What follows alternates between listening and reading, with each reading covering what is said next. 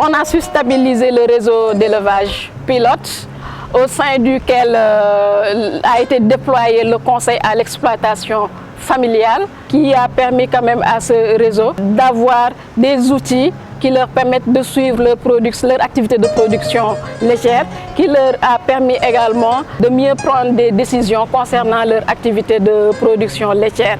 Donc le contrôle laitier qui est vraiment une entrée signifiante, qui est vraiment la porte d'entrée, je dirais, du conseil à l'exploitation familiale, a été bien appréciée. Astel 2 bi mu ñëwee dafa continuer ak ñun ci wàllu formation ci wàllu équipement parce que taxawal nañu ay magasins ci biir département bi yoo xam ne ay magasins stockage aliment la yoo xam ne ñun coopérative bi dañ ci dugal xaalis dafa am apport bu ñu ci def ñoom tamit ñu jàppale ñu si. C'est l'occasion pour nous de remercier les partenaires techniques et financiers, particulièrement le GRET, vraiment qui a développé un projet autour d'un modèle économique innovant. C'est-à-dire qu'ils ont réussi à organiser les opérateurs économiques dans l'élevage et autour de la laiterie du berger. En effet, on a vu beaucoup d'acquis.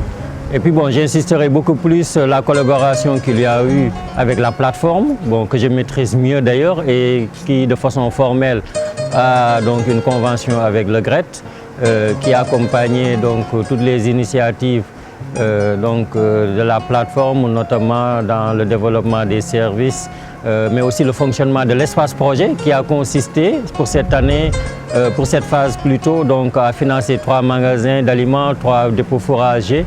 Et on sent une nouvelle dynamique de tous les acteurs autour de cette plateforme grâce en partie à l'accompagnement d'Astel 2. On a su, à l'échelle du réseau d'élevage pilote, élargir les animations techniques, notamment sur 44 groupes villageois qui sont constitués en moins de 20 à 25 éleveurs. On a su vraiment assurer cette diffusion-là auprès de ces réseaux d'éleveurs. Les volets, donc appui à la collecte, service, tout ça, c'est via la plateforme. Nous, on a vu que les choses ont beaucoup évolué et que maintenant on peut parler d'une nouvelle dynamique de développement territorial grâce aux actions concertées du projet Astel et d'autres projets tels que le PRAPS, ENDA, Énergie, ainsi de suite. Depuis le projet ñëwee ak organisation bi ak ni ñuy xalaatee di ànd di yëkkatandoo di tegandoo wàññi na transhumance bi ba nga xam ne tey éleveurs yi ñi ci gën a bare ñu ngi tabax ngi wut ndox am na ñoo xam ne ñi jàng nañu dajale ñax denc ko pour sàmm yi am na ñoo xam ne ñi daal tey màng bi defe naa ne ñi ci gën a bare dañ ci gën a génn. Ils ont accompagné les éleveurs en les formant dans les techniques d'amélioration de la production laitière. La première phase consistait uniquement à organiser la filière. Mais la deuxième phase était plus large parce que c'était l'approche territoriale. En tout cas, nous, le conseil départemental de Dagana, nous sommes vraiment satisfaits de ce projet-là. L'ARD, dans le cadre du projet Astel 2, s'occupe du volet concertation. Mais entendez par concertation l'appui aux collectivités territoriales dans leur implication, puisque le projet a pour ancrage le conseil départemental. Il y a également, dans le cadre de cet appui aussi, la mise en place de cadres de concertation des acteurs autour du secteur de l'élevage, mais également l'accompagnement dans la planification et la communication. On a su renforcer les capacités de 64 animateurs villageois relais, aujourd'hui qui constituent une véritable valeur ajoutée pour le projet Astel. Parce que voilà, ce sont ces animateurs-là qu'on mobilise pour pouvoir assurer la diffusion de l'ensemble des actions du projet auprès des communautés. Man gis naa njëriñ ci formation AVR bi ndax bu njëkk bi pour nga dajalee femmes pël yi rek problème la woon ñoom ñoo ñëw di ñu accompagner ñuy def ay causeries ci village yi di waxtaan ak jigéen ñi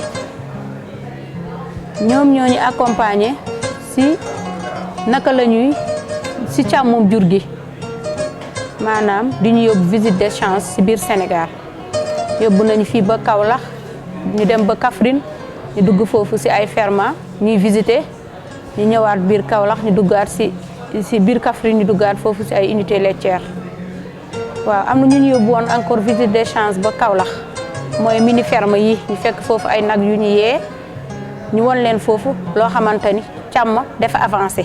L'autre produit ou plus-value, c'est ce qu'on appelle le SAPI, le système d'alerte précoce et d'information, qui est une plateforme informatique mise en ligne composée de deux parties. Une première partie qui diffuse des informations, c'est-à-dire le site, et une autre partie qui permet d'échanger avec les éleveurs à travers donc, ce qu'on appelle, disons, e-SMS.